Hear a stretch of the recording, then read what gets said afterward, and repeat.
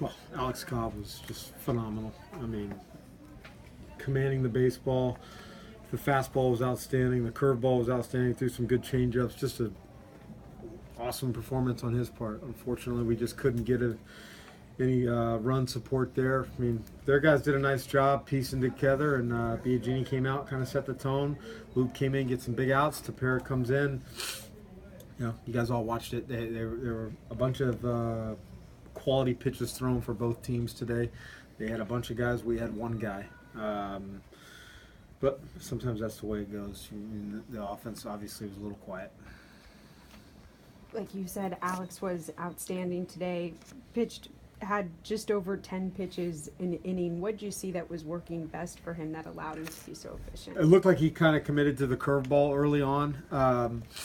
And just had a real good feel for it. I mean, he was throwing it in the zone early for strikes, and then out of the zone once he got some chase. But the fastball curveball combination of just attacking the strike zone was, I mean, that's how you draw it up. I mean,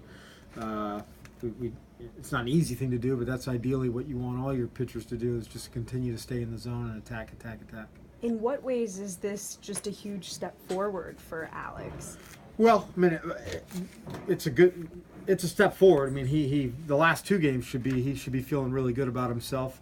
I'm sure he's frustrated with the losses, we all are, but from a personal performance, he's got to be feeling pretty good and getting comfortable with the usage of his curveball.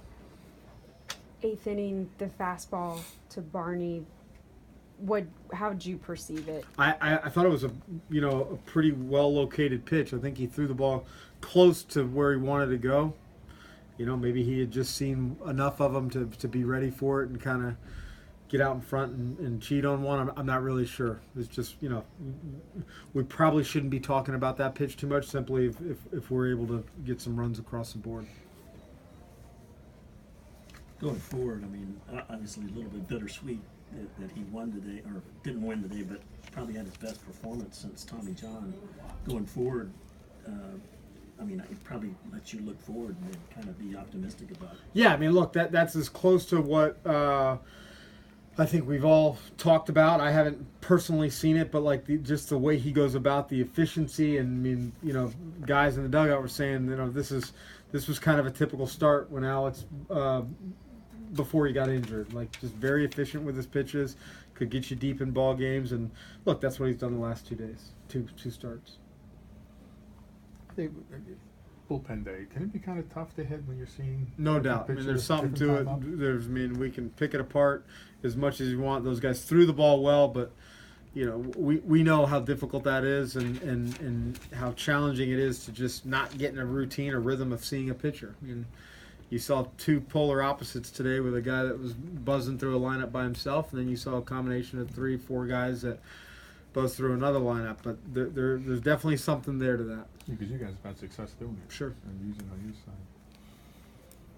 Fourth straight start, Kevin, that the starters have gone into the seventh inning. How about the rotation as a whole? They've done a good job. I mean, you look at where Matt Andriese kind of started it off, our middle game in Toronto. We ended up losing that game, but from that on, I mean, our starters have really picked it up and provided a little bit of rest for the bullpen, and that's nice. We're gonna go into a 4-game series. We don't have a ton of off days, but we got a 4-game series where we're gonna need some guys fresh, and they all should be fresh going into tomorrow.